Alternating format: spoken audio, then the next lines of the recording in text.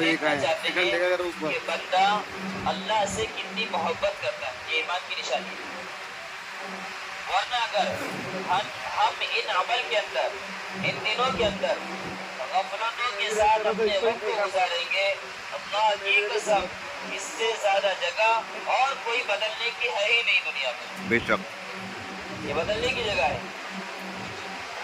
हम यहाँ पर अगर बदल कर नहीं गए, अगर हमने यहाँ पर भी गफलत बरती, अगर हमने यहाँ पर भी अमल में सुस्ती की, तो दुनिया में अपने मुकाम पर जाकर भी सुस्ती करेंगे।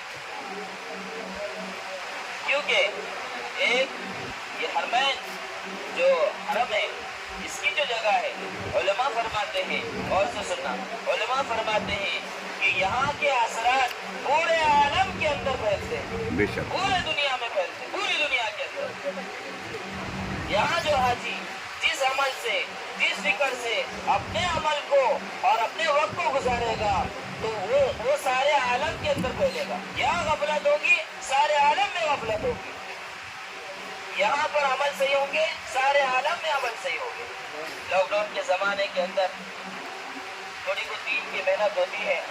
यहाँ के खत भी जो दीन की मेहनत, दावत की मेहनत करते हैं, और यहाँ से खबर आई कि लॉकडाउन के ज़माने के अंदर सऊदी हुकूमत ने अपने कुछ कानून बनाए हैं अमल के लिए, और वो यहाँ पर एक दूसरे को अच्छाई का हुक्म करने से रोकते हैं। हमारे हिंदुस्तान के उलमा को अल्लाह जज़ाए खैर दे, इन्होंने वहाँ से लिखा, खत का जवाब दिया कि तुम सारे आलम के मरकज वाले हो, अगर तुमने वहाँ पर भी दीन की मेहनत को छोड़ दिया, और अगर तुमने वहाँ पर भी अमल को छोड़ दिया और अमल में गफलत बढ़ती, लॉकडाउन के ज़माने में इसका नुकसान सारे आलम को भरना पड़ेगा।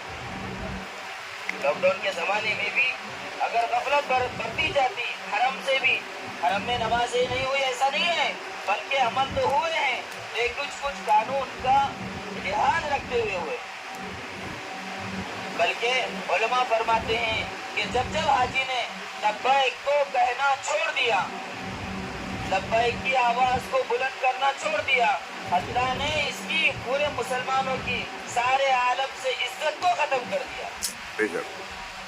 हाजी लब्बैक को कहना छोड़ देगा, हाजी लब्बैक की आवाज़ को बुलंद करना ख़त्म कर देगा, अल्लाह रब्बुल इज़्ज़त आलम के अंदर इसके नाम और नमूद को, इसकी इज्जत को ख़त्म करके बता दे।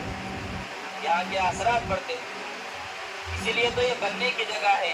अगर यहाँ पर आकर भी हमने, अभी देखो जुमा का दिन था अल्हम्दुलिल्लाह, और ख़ास तौर से ये वो मीना की ज़मीन है जहाँ पर रसूलुल्लाह सल्लल्लाहु अलैहि वसल्लम ने इसी मीना के ख़ैमों से, इसी मीना के ज़मीन से गश्त को किया।